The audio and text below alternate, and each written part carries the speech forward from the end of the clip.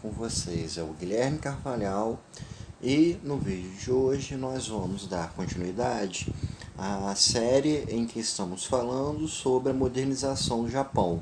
Então já clica aí em curtir e também se inscreva para estar nos acompanhando, tá bom? No vídeo anterior eu falei sobre a restauração Meiji e como a restauração Meiji mudou completamente a sociedade japonesa e fez o Japão começar a ser inserido na economia global.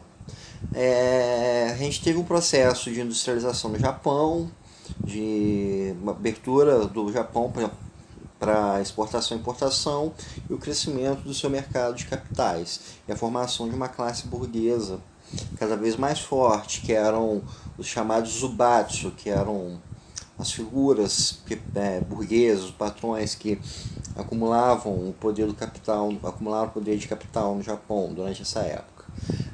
O Japão, quando ele entra no século XX, ele já se encontra no patamar de desenvolvimento industrial muito forte. Como eu comentei no vídeo anterior, ele veio numa segunda geração de desenvolvimento econômico, na primeira geração com Inglaterra, Alemanha, França, Estados Unidos. Nessa segunda geração seria já por volta de 1870, 1880, juntamente com Rússia e Itália. Então a gente vai ter um desenvolvimento muito forte no Japão e que atingiram níveis muito consideráveis. Nesses 10 primeiros anos do século XX, o Japão chegou a ter uma média de crescimento econômico de 11% ao ano, que é uma taxa assim, muito alta.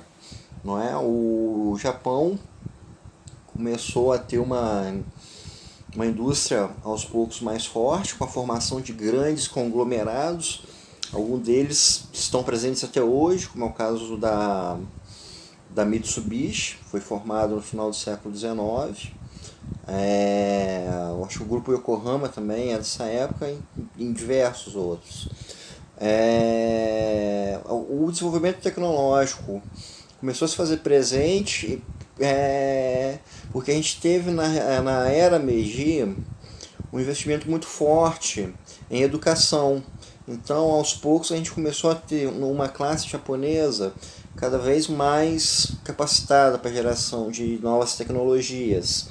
E também o governo japonês ele teve um modelo muito de busca de ideias e tecnologias em outros países. O Japão enviava pesquisadores, pessoas para conhecerem pensamentos em outros países e trazerem isso de volta para o Japão. Em questões financeiras, o Japão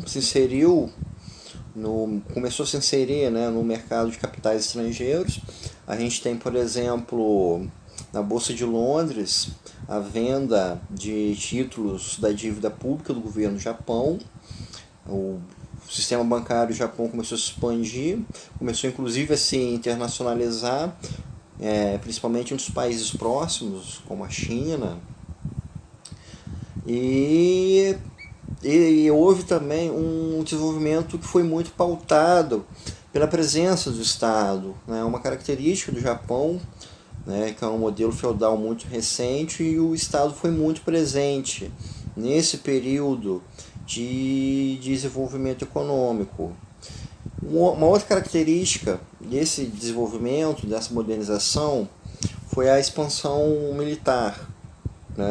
Como eu comentei no vídeo anterior, o Japão se situava numa área para onde acontecia a expansão imperial da Europa.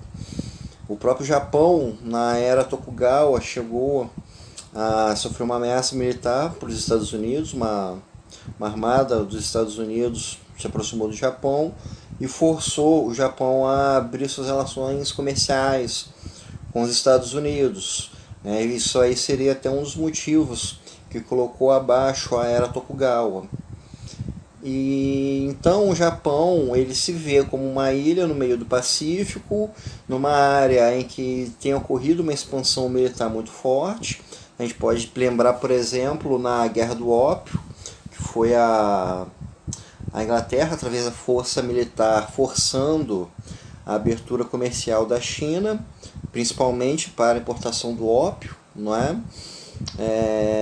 A gente tem a presença também da Inglaterra na Índia e a presença da França na Indochina, né, no Vietnã, aquela região ali. Então, o Japão precisou de um fortalecimento militar. Esse desenvolvimento econômico, então, foi, como eu comentei, foi muito acompanhado pelo Estado.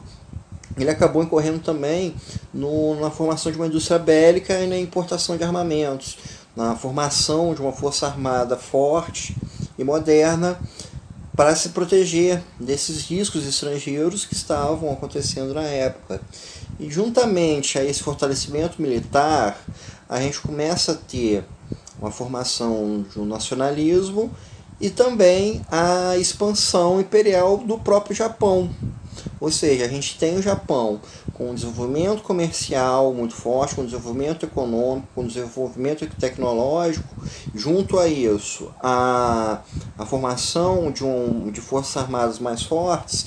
Consequentemente, isso levou a um projeto expansionista, em consonância com o que a gente tinha nos principais países capitalistas da época, né, como a Inglaterra, a França, a Holanda, a Bélgica e suas expansões ao longo da África e da Ásia.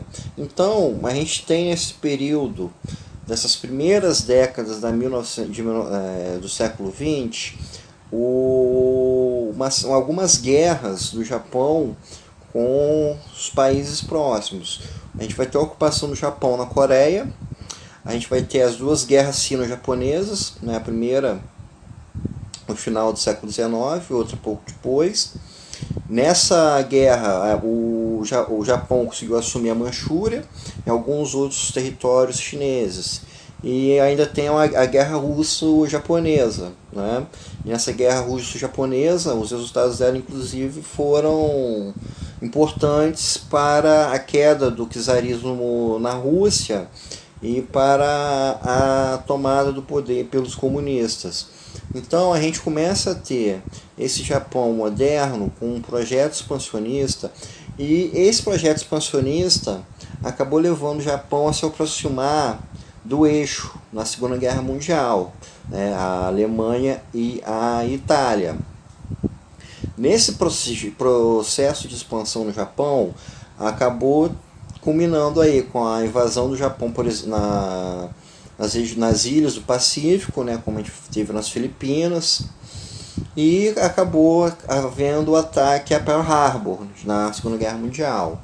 O ataque a Pearl Harbor levou os Estados Unidos a entrar na Segunda Guerra Mundial. O Japão foi derrotado. A gente tem os incidentes das duas bombas atômicas de Hiroshima e Nagasaki, a rendição do Japão. E a partir da rendição do Japão, a gente vai ter um novo processo de desenvolvimento econômico já no contexto da Guerra Fria. E esse vai ser o assunto que eu vou estar falando no nosso próximo vídeo.